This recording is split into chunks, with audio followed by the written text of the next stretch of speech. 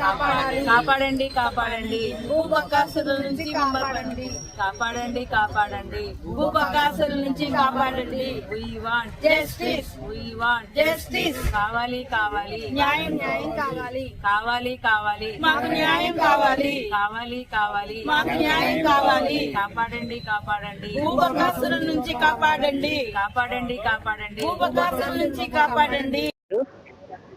Bhavanipuram RTC Subbarao 42 ప్లాట్లలో నేను ఒక బాధితురాలనండి. మేము రాత్రి నుంచి రోడ్డు మీదే ఉన్నాము. నా వయసు 55 సంవత్సరాలు.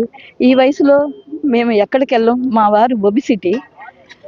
మా వారి కొంచెం బయటకు వచ్చే లోపే వాళ్ళు బుల్డోజర్ని తీసుకొని ఏంటి ఇంకా రాజకీయ నాటకాలు వేస్తున్నారా, మా వెళ్ళండి ముందు బయటికి అని అన్నారు.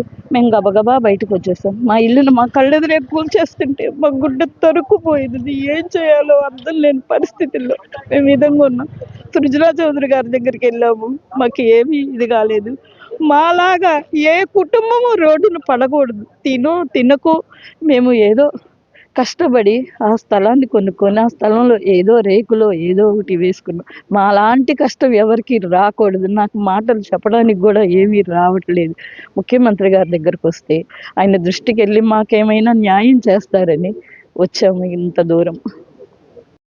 42 ప్లాట్లు Bhavanipuram Jyothinagar current office road అండి. మేము 42 ప్లాట్లు ఓనర్లో ఉంది. నిన్న మా ఇళ్ళని కూల్చేసేసి మా భూములన్నీ లాక్కున్నారండి. కట్టుబట్టలతో మమ్మల్ని నడి రోడ్డు మీద నిలబెట్టేశారు. రాత్రంతా కూడాను రోడ్డు మీదే ఉన్నాం పిల్లలతో కూడా. మాకు అసలు ఏం చేయాలో దిక్కుతోచిన పరిస్థితిలో ఉన్నాము. రాత్రి కూడాను సీఎం గారి దగ్గరికి వెళ్ళాము. సరే ఆ టైం అనేది కరెక్ట్ కాదని చెప్పి పంపించేశారు. మేము కూడా శాంతంగానే ఉన్నాము.